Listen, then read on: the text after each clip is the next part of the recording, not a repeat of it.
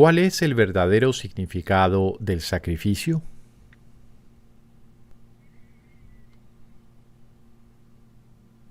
A la palabra unicidad, que de acuerdo al diccionario de la Real Academia Española significa calidad de único, se le ha dado aquí un nuevo significado. En la presente obra se ha utilizado unicidad exclusivamente para traducir la palabra inglesa oneness, en su acepción de calidad, estado o hecho de ser uno. Aunque en la realidad el término sacrificio no tiene absolutamente ningún significado, en el mundo sí que lo tiene. Al igual que todas las cosas del mundo, su significado es temporal.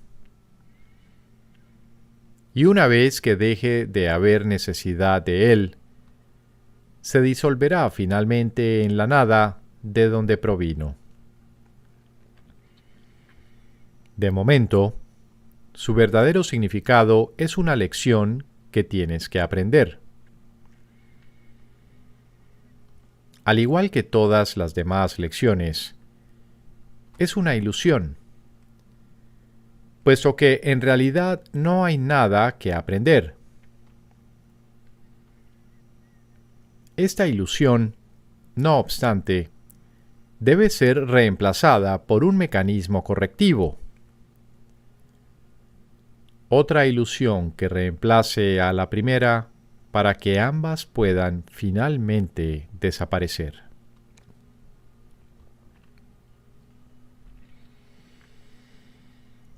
La primera ilusión que debe ser desplazada antes de que otro sistema de pensamiento pueda arraigarse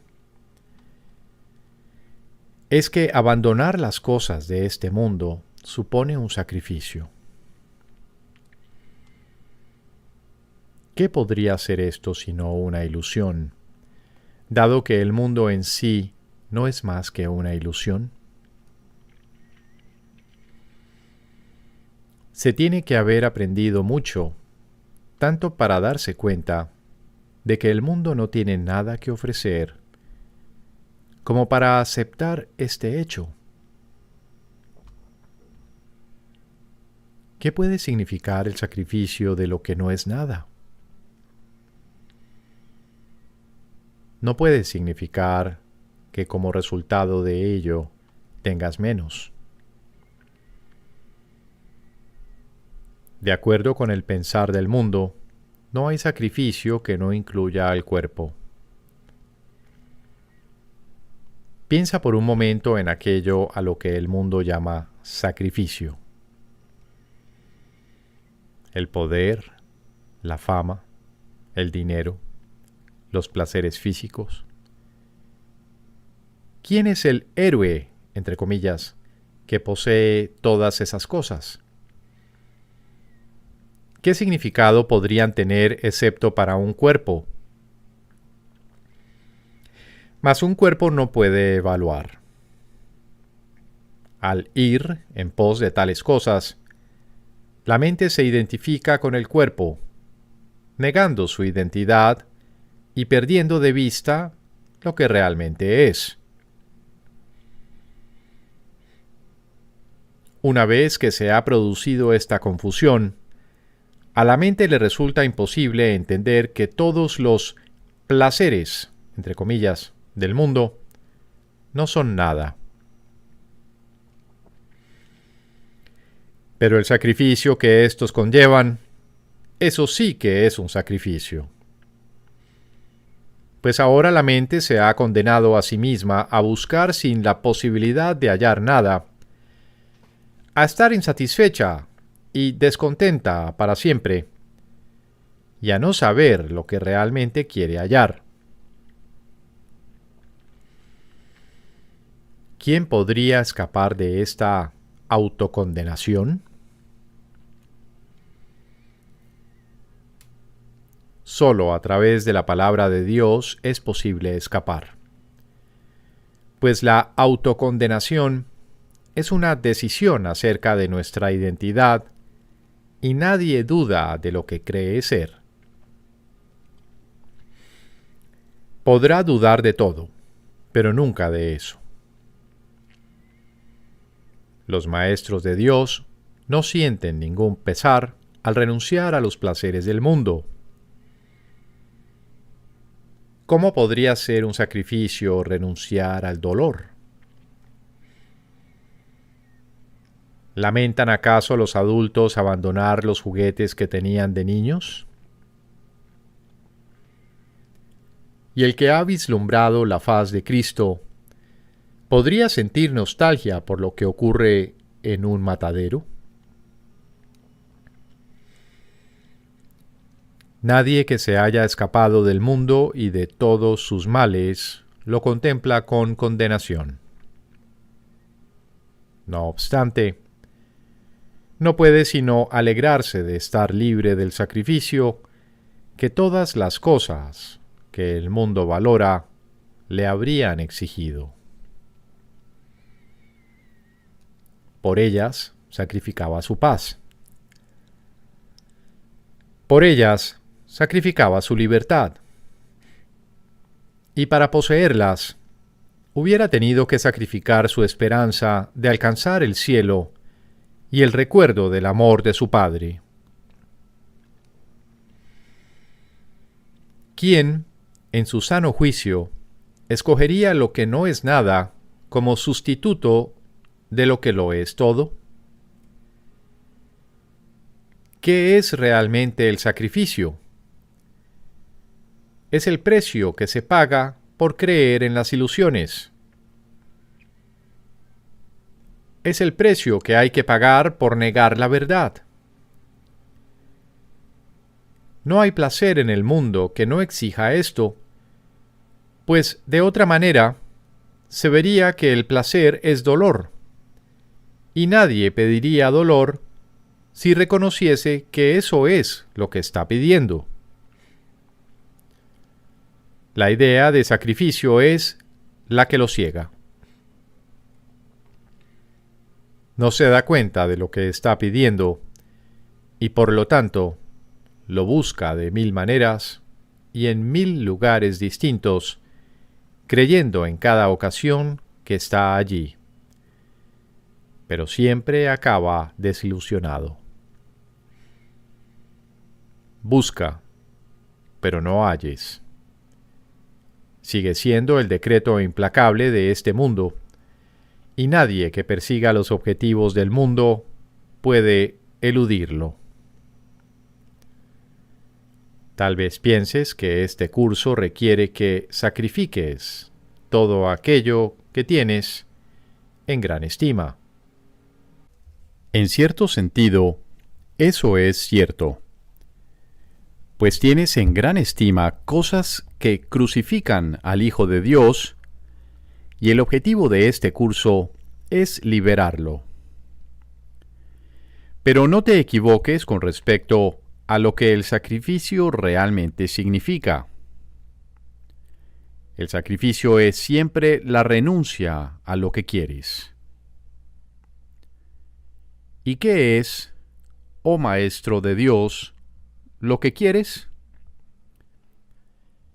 Dios te ha llamado y tú has contestado. ¿Sacrificarías ahora esa llamada? Son muy pocos los que la han oído hasta ahora y no pueden sino recurrir a ti. No hay otra esperanza en todo el mundo en la que puedan confiar.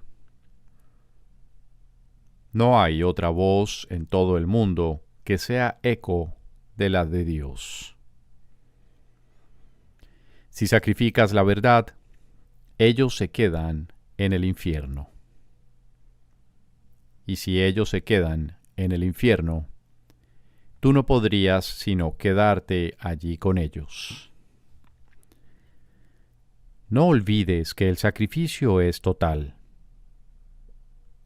No hay sacrificios a medias. No puedes renunciar parcialmente al cielo. No puedes estar en el infierno solo un poco. La palabra de Dios no admite excepciones. Esto es lo que hace que sea santa y que esté más allá del mundo. Es su santidad la que señala hacia Dios. Es su santidad la que te pone a salvo. La niegas cada vez que, por la razón que sea, atacas a un hermano. Pues entonces es cuando te separas de Dios. Mas esa separación no es posible. Es una separación que no puede ocurrir. Una separación, no obstante, en la que sin duda creerás, porque habrás dado lugar a una situación imposible. Y en esa situación, lo imposible parece ocurrir. Y parece ocurrir a expensas, entre comillas, de la verdad. Maestro de Dios, no te olvides de lo que realmente es el sacrificio.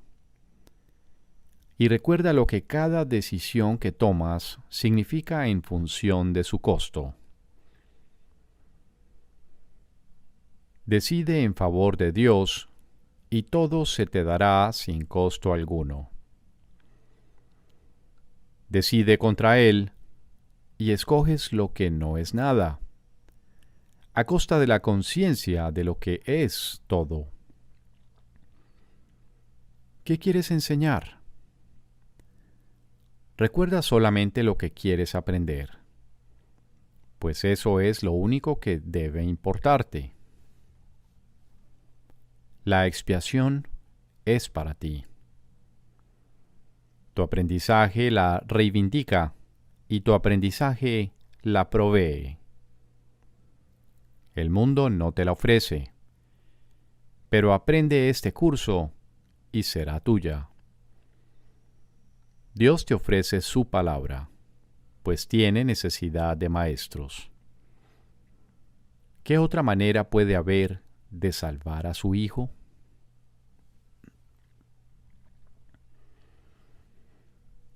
¿Cómo acabará el mundo? ¿Puede realmente tener fin lo que no tiene principio?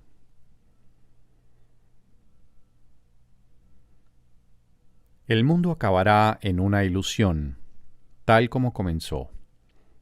Su final, no obstante, será una ilusión de misericordia. La ilusión del perdón, completa, sin excluir a nadie y de una ternura ilimitada, lo cubrirá, ocultando toda maldad, encubriendo todo pecado y acabando con la culpabilidad para siempre. Así acabará el mundo al que la culpabilidad dio lugar, ya que al no tener ningún propósito, desaparecerá. El origen de las ilusiones es la creencia de que tienen un propósito, de que satisfacen alguna necesidad o de que conceden algún deseo. Si se perciben como desprovistas de propósito, dejan de verse. Al reconocerse su inutilidad, desaparecen. ¿De qué otra manera si no terminan todas las ilusiones? Se llevaron ante la verdad y la verdad no las vio. Simplemente pasó por alto lo que no tenía sentido.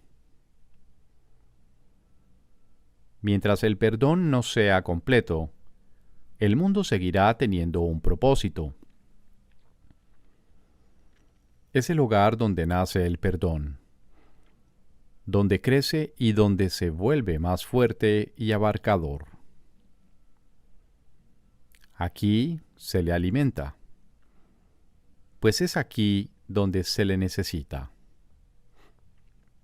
Un benévolo Salvador, nacido donde el pecado fue concebido y donde la culpabilidad parecía real. Este es su hogar, porque aquí ciertamente se le necesita. Él trae consigo el fin del mundo. Es a su llamada a la que los maestros de Dios responden, dirigiéndose a Él en silencio, para recibir su palabra. El mundo acabará cuando todas las cosas que hay en él hayan sido correctamente juzgadas mediante su juicio. El mundo acabará con la bendición de la santidad sobre él. El mundo desaparecerá cuando ya no quede ni un solo pensamiento de pecado. No será destruido ni atacado, y ni siquiera sufrirá el más mínimo rasguño.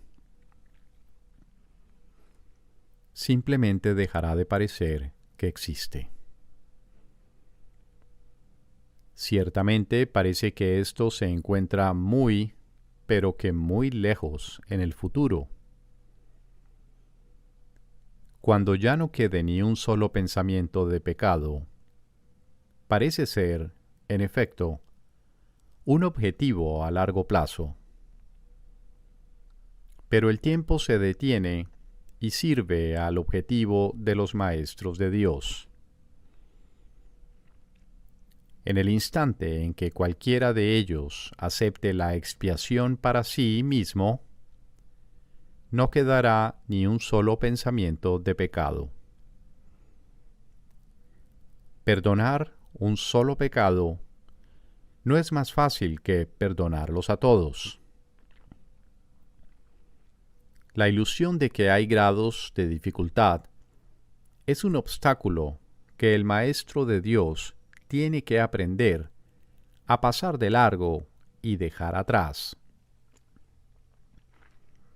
Un pecado que un Maestro de Dios perdone completamente puede consumar la salvación. ¿Puedes comprender esto? No. Esto no tiene ningún sentido para los que están aquí. Sin embargo, es la lección final con la que se restaura la unidad. Esto va en contra de la manera de pensar del mundo. Pero recuerda que el cielo también va en contra. El mundo acabará cuando su sistema de pensamiento se haya invertido completamente. Hasta entonces, algunos fragmentos de su mentalidad darán todavía la impresión de tener sentido. La lección final, que trae consigo el fin del mundo, no puede ser captada por aquellos que aún no están preparados para abandonar el mundo e ir más allá de su limitado alcance. ¿Cuál es entonces la función del Maestro de Dios con respecto a esta lección final?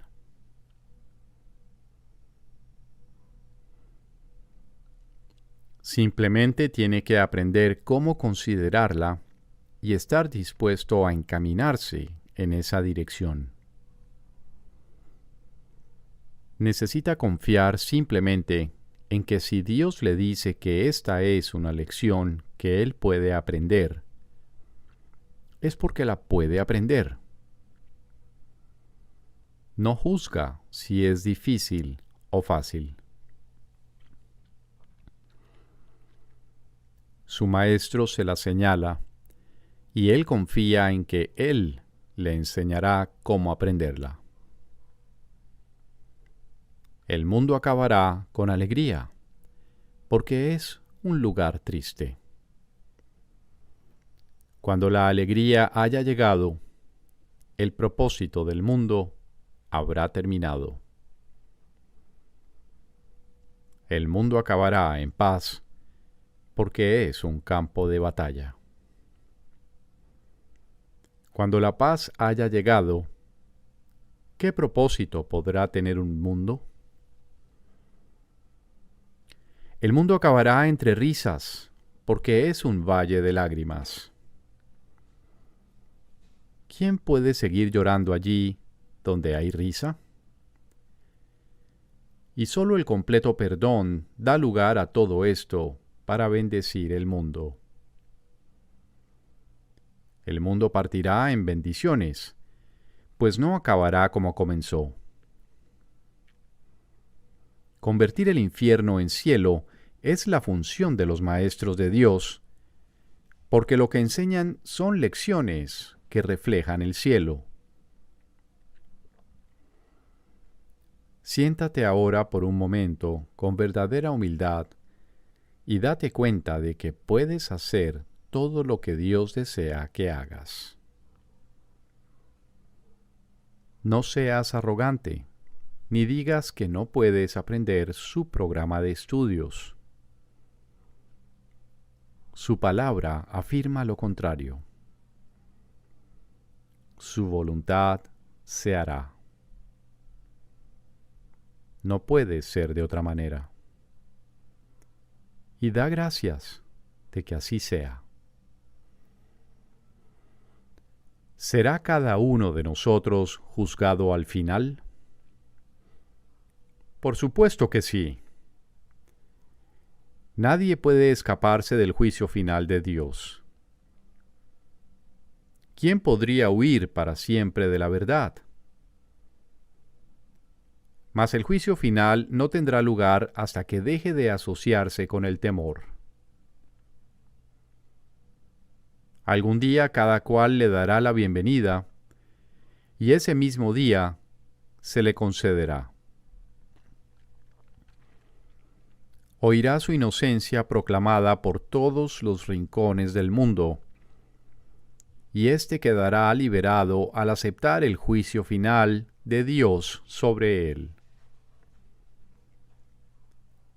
Este es el juicio sobre el que descansa la salvación. Este es el juicio que lo liberará. Este es el juicio mediante el cual todas las cosas serán liberadas junto con él. El tiempo se detiene a medida que la eternidad se aproxima, y el silencio envuelve al mundo para que todos puedan oír este juicio acerca del Hijo de Dios.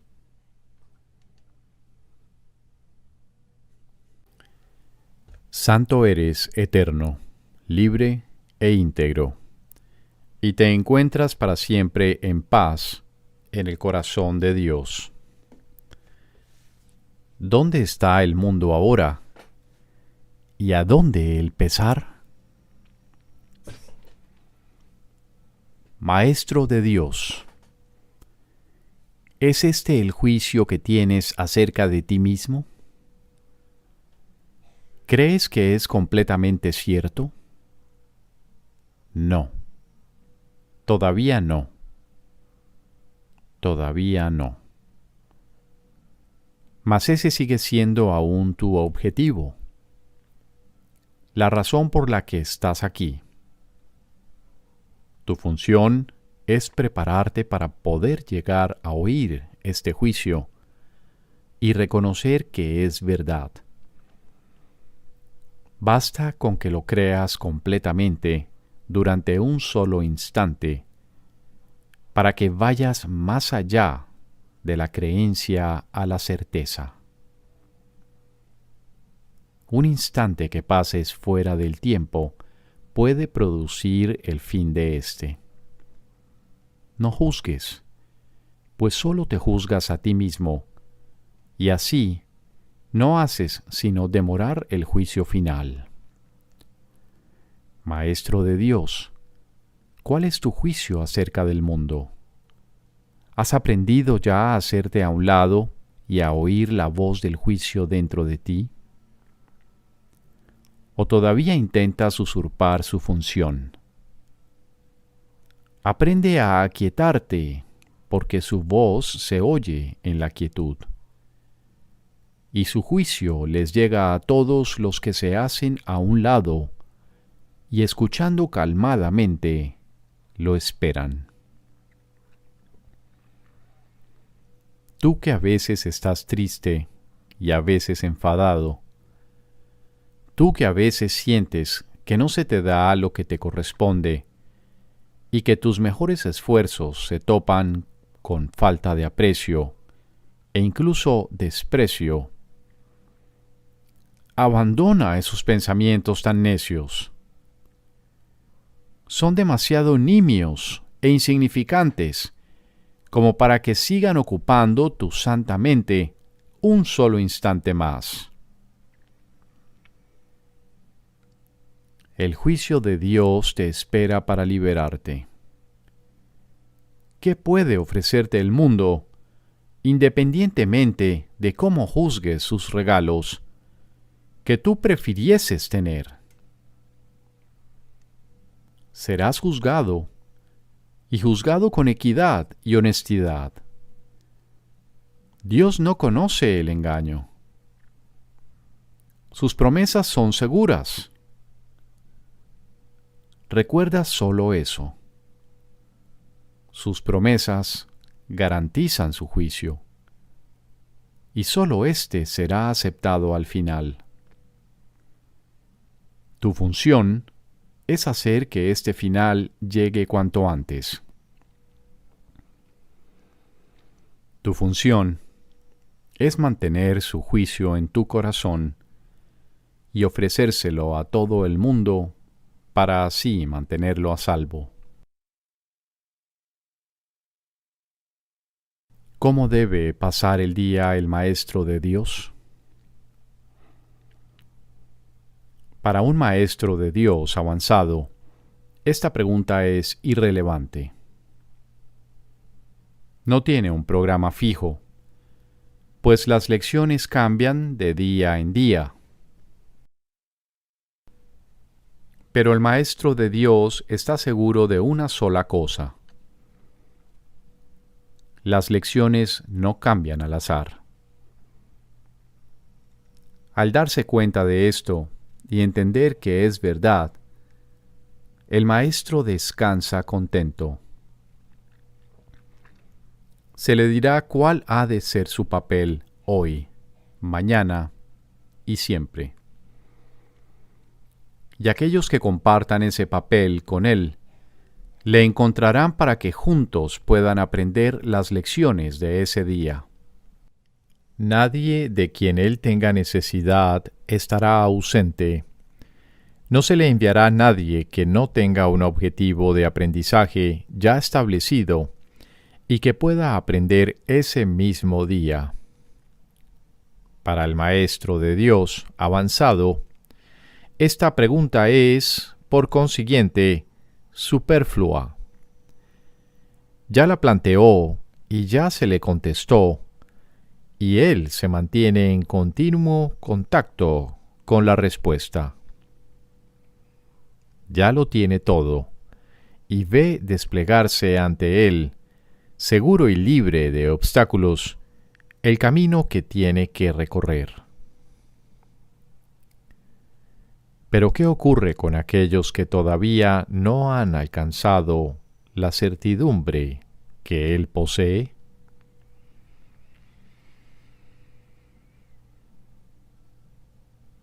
Esos aún no están listos para una falta de estructura así. ¿Qué es lo que tienen que hacer para aprender a entregarle el día a Dios?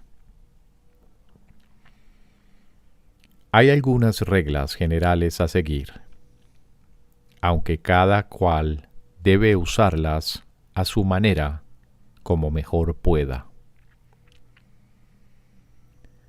Las rutinas, como tales, Son peligrosas porque se pueden convertir fácilmente en dioses por derecho propio y amenazar los mismos objetivos para las que fueron establecidas. Se puede decir, por lo tanto, que en términos generales es mejor comenzar el día bien. Siempre es posible, no obstante, comenzar de nuevo si no se comenzó debidamente. Con todo, es obviamente ventajoso comenzarlo bien y de esta manera ahorrar tiempo. En un principio, es aconsejable pensar en función del tiempo. Aunque este no es de ningún modo el criterio esencial, probablemente es el más fácil de observar al principio.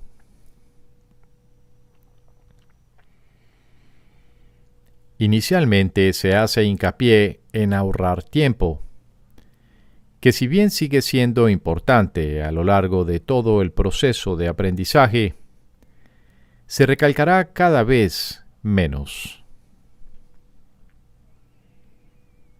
De entrada, podemos decir con seguridad que el tiempo que se dedica a comenzar bien el día ciertamente ahorra tiempo.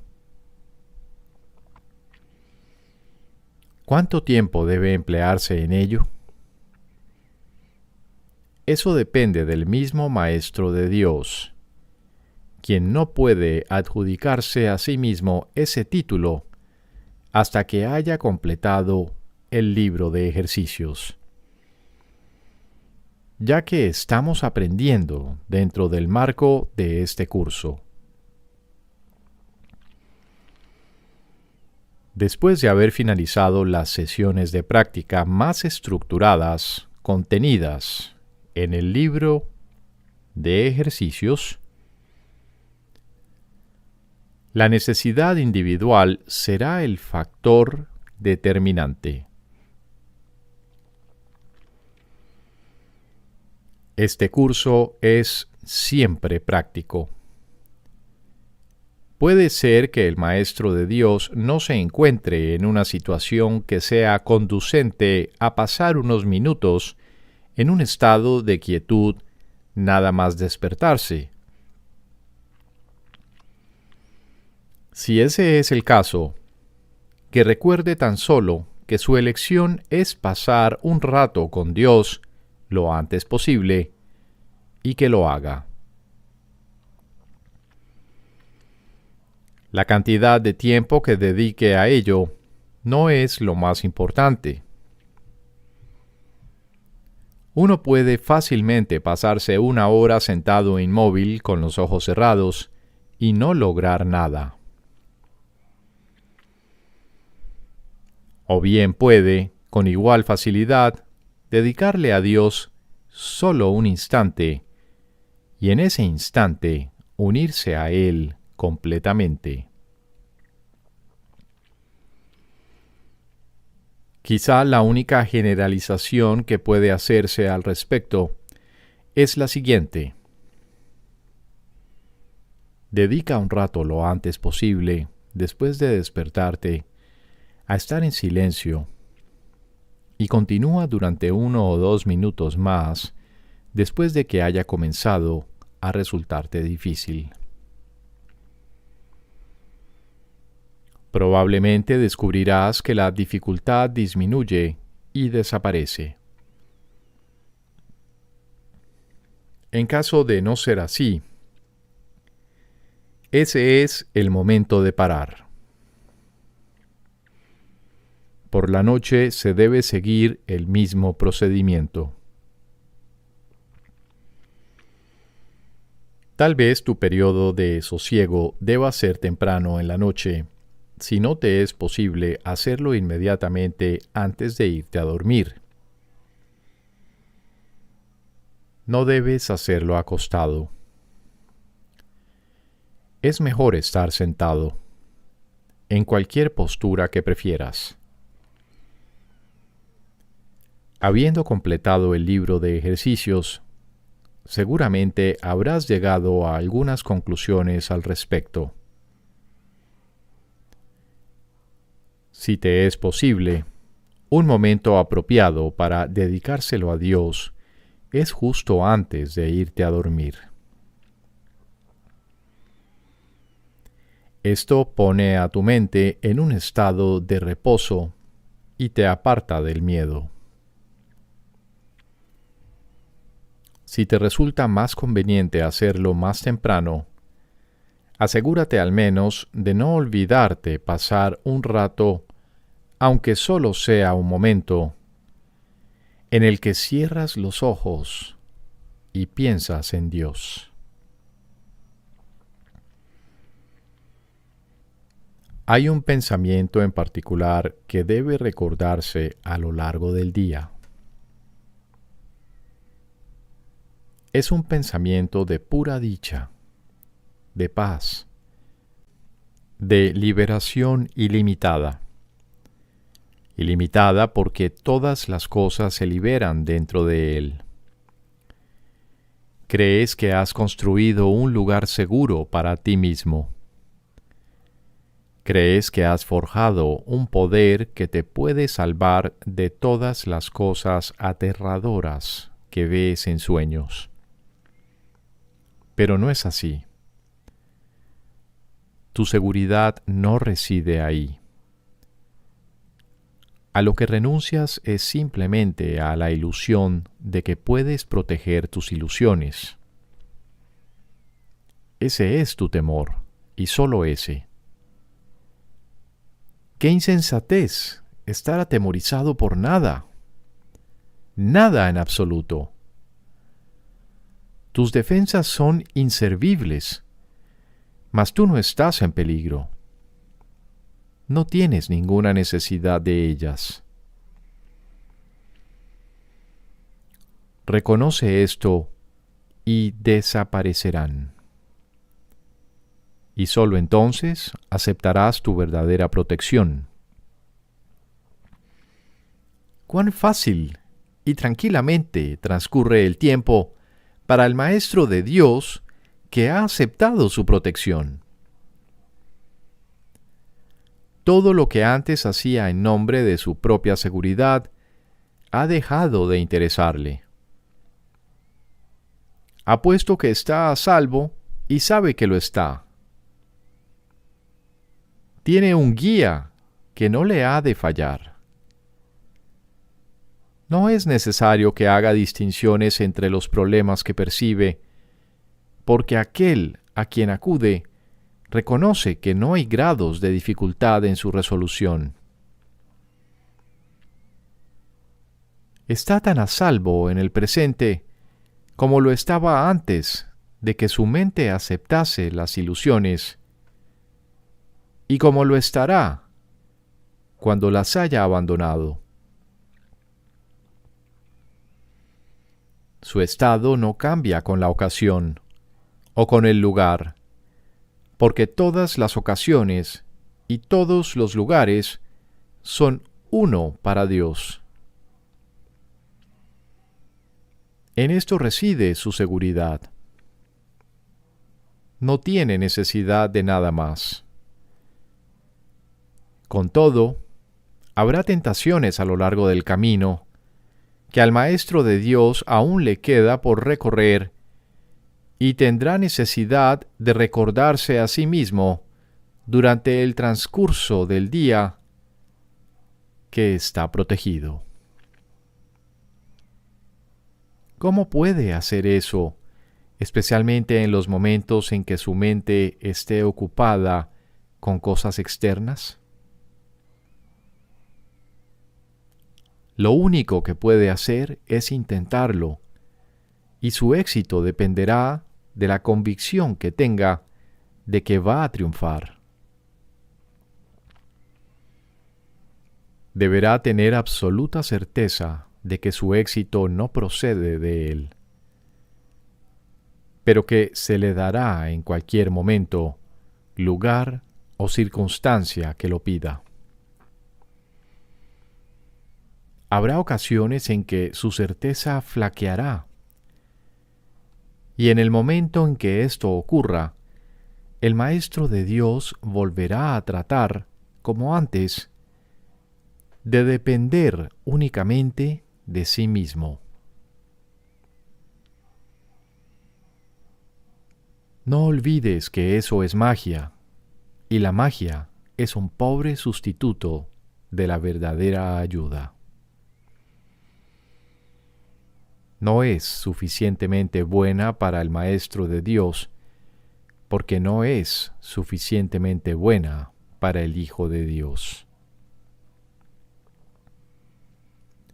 Evitar la magia es evitar la tentación, pues toda tentación no es más que el intento de sustituir la voluntad de Dios por otra.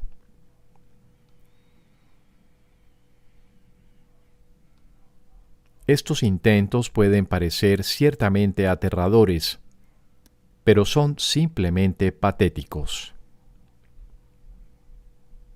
No pueden tener efectos, ya sean buenos o malos, sanadores o destructivos, tranquilizadores o aterradores, gratificantes o que exijan sacrificio. Cuando el Maestro de Dios reconozca que la magia simplemente no es nada, habrá alcanzado el estado más avanzado. Todas las lecciones intermedias no hacen sino conducirle a ese estado y facilitar el que este objetivo esté más cerca de reconocerse. Pues cualquier tipo de magia, sea cual sea su forma, es simplemente impotente. Su impotencia explica por qué es tan fácil escaparse de ella. Es imposible que lo que no tiene efectos pueda aterrorizar. No hay nada que pueda sustituir a la voluntad de Dios. Dicho llanamente, a este hecho es al que el Maestro de Dios dedica su día. Cualquier otro sustituto que acepte como real, tan solo puede engañarle. Mas está a salvo de cualquier engaño si así lo decide. Quizá necesite recordar: Dios está conmigo, no puedo ser engañado. Quizá prefiera usar otras palabras, o solo una, o ninguna. En cualquier caso, debe abandonar toda tentación de aceptar la magia como algo verdadero, y reconocer que no solo no es aterradora, ni pecaminosa, ni peligrosa, sino que simplemente no significa nada. Al estar arraigada en el sacrificio y la separación, que no son más que dos aspectos de un mismo error, el Maestro de Dios elige simplemente renunciar a todo lo que nunca tuvo. Y a cambio de ese sacrificio, entre comillas, se le restaura el cielo en su conciencia. ¿No te gustaría un intercambio así? El mundo lo haría gustosamente si supiera que se puede hacer.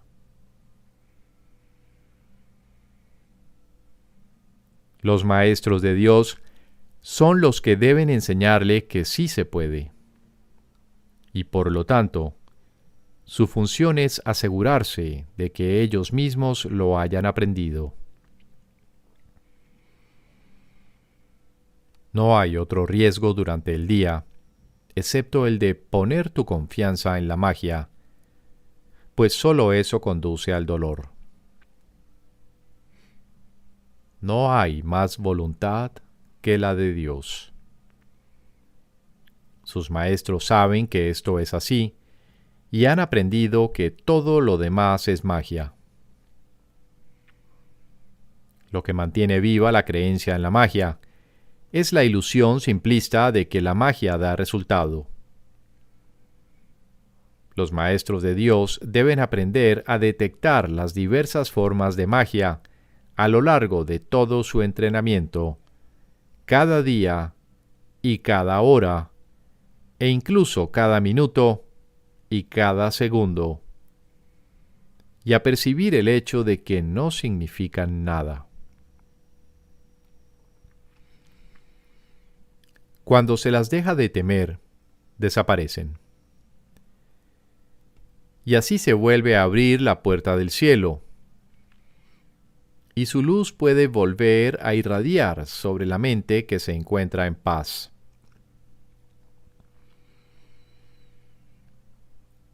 ¿Cómo lidian los maestros de Dios con los pensamientos mágicos? Esta es una pregunta crucial, tanto para el maestro como para el alumno. Si no se trata bien este asunto, el maestro de Dios se habrá hecho daño a sí mismo y habrá atacado a su alumno. Esto refuerza el miedo y hace que la magia les parezca real a ambos.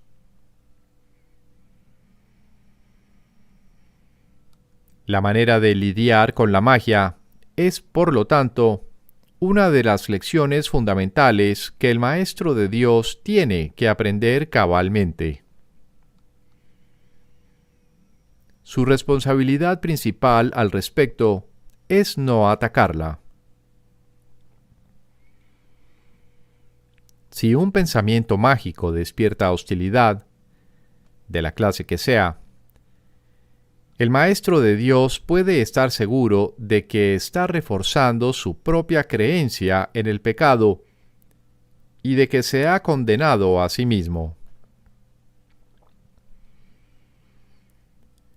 Puede estar seguro, además, que les ha abierto las puertas a la depresión, al miedo y al desastre. Que recuerde entonces que no es esto lo que quiere enseñar, porque no es esto lo que quiere aprender. Existe, no obstante, la tentación de responder a la magia de tal manera que ello la refuerza. Y esto no es siempre obvio. De hecho, puede estar fácilmente oculto bajo un aparente deseo de ayudar. Este doble deseo es lo que hace que la ayuda no sirva de gran cosa y que inevitablemente produzca resultados indeseables. Tampoco se debe olvidar que el resultado que se produzca será el mismo para él que para el alumno. ¿Cuántas veces se ha subrayado el hecho de que solo te das a ti mismo? ¿Y dónde podría observarse esto con mayor claridad que en los tipos de ayuda que el Maestro de Dios presta a aquellos que necesitan su ayuda? En estas situaciones es donde más claramente se le da su propio regalo, pues Él solo dará lo que haya elegido para sí mismo. Y en ese regalo reside su juicio acerca del Santo Hijo de Dios. Lo más fácil es permitir que el error se corrija allí donde es más evidente, y los errores se reconocen por sus resultados. Una lección que verdaderamente se ha enseñado no puede conducir sino a la liberación del maestro y del alumno que han compartido un mismo propósito.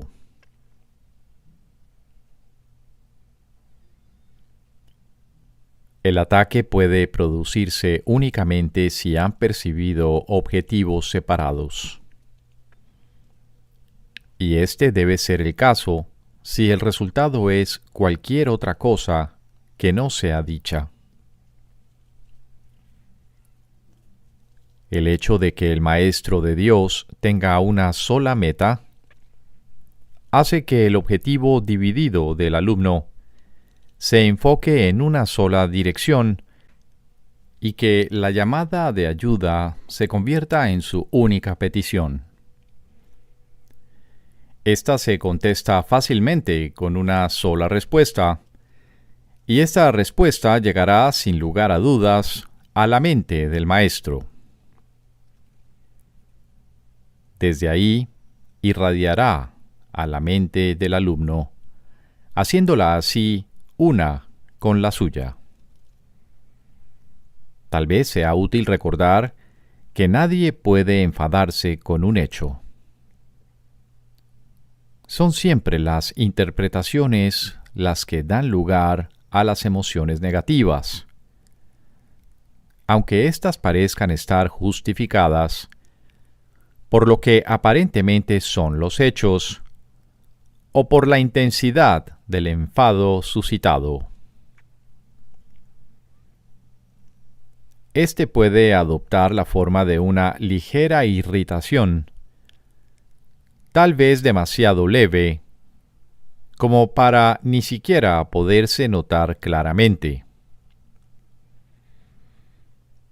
O puede también manifestarse en forma de una ira desbordada, acompañada de pensamientos de violencia, imaginados o aparentemente perpetrados.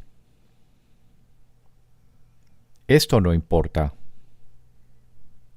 Estas reacciones son todas lo mismo.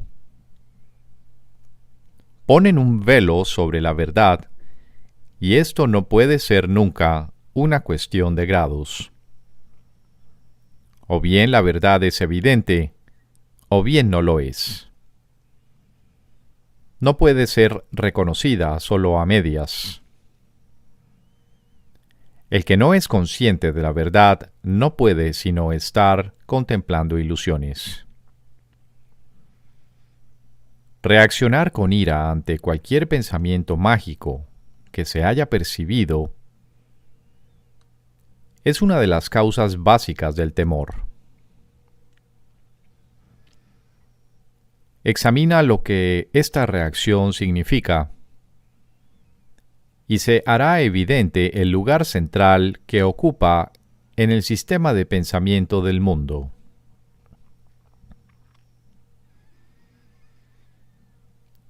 Un pensamiento mágico, por su mera presencia, da por sentada la separación entre Dios y nosotros. Afirma, de la forma más clara posible, que la mente que cree tener una voluntad separada y capaz de oponerse a la voluntad de Dios, cree también que puede triunfar en su empeño.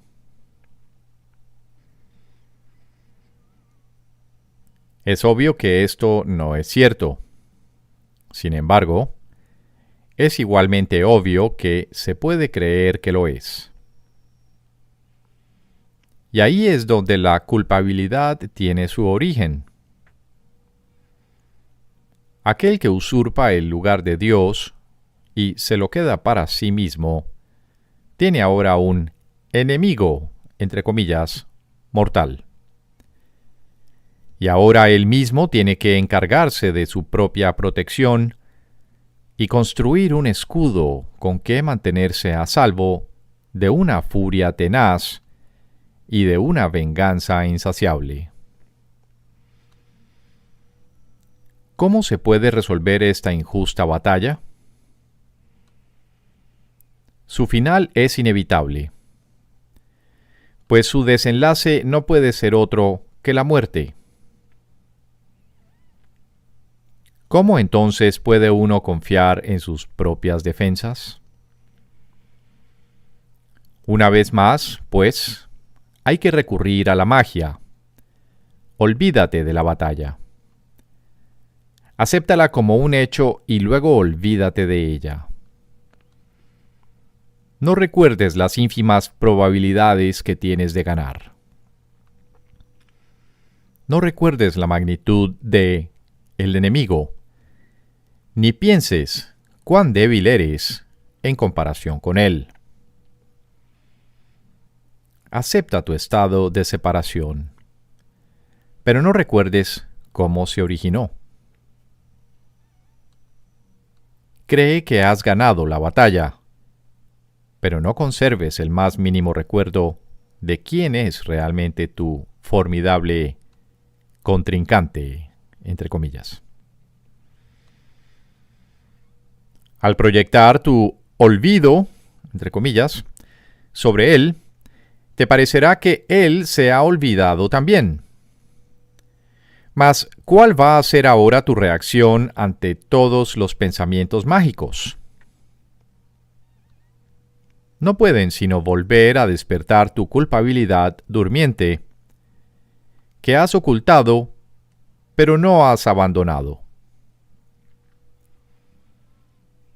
Cada uno le dice claramente a tu mente atemorizada: has usurpado el lugar de Dios. No creas que Él se ha olvidado. Aquí es donde más vívidamente se ve reflejado el temor a Dios. Pues en ese pensamiento la culpabilidad ha elevado la locura al trono de Dios mismo. Y ahora ya no queda ninguna esperanza, excepto la de matar. En eso estriba ahora la salvación. Un padre iracundo persigue a su hijo culpable. Mata o te matarán, pues estas son las únicas alternativas que tienes. Más allá de ellas no hay ninguna otra, pues lo que pasó es irreversible. La mancha de sangre no se puede quitar, y todo el que lleva esta mancha sobre sí está condenado a morir. A esta situación sin esperanzas, Dios envía a sus maestros, quienes traen consigo la luz de la esperanza directamente desde Él.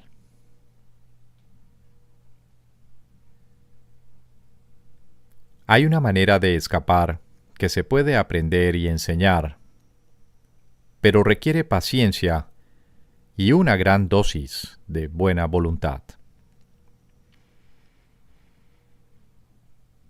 Una vez que esto se ha alcanzado, la obvia simplicidad de la lección resalta como una luz blanca y brillante contrapuesta a un horizonte negro, pues eso es lo que es. Dado que la ira procede de una interpretación y no de un hecho, nunca está justificada.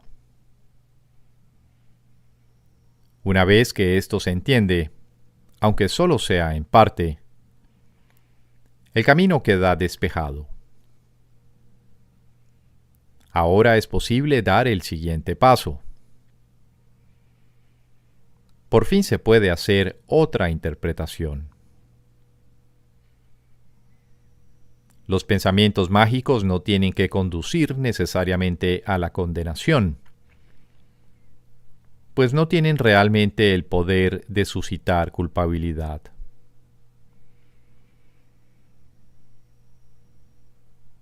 De modo que pueden pasarse por alto y olvidarse en el verdadero sentido de la palabra.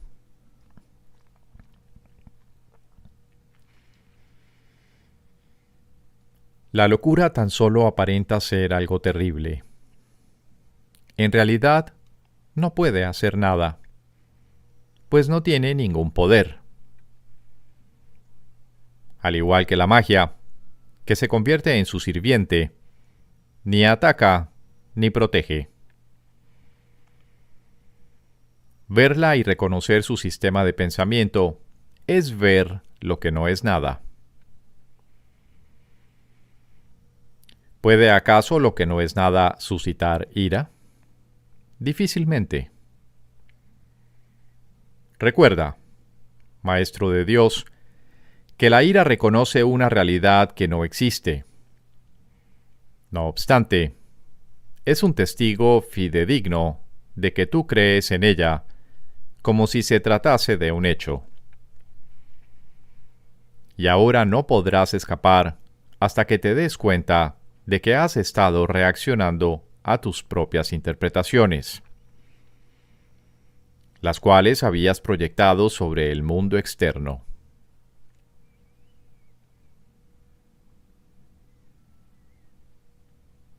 Permite que se te despoje de esa siniestra espada.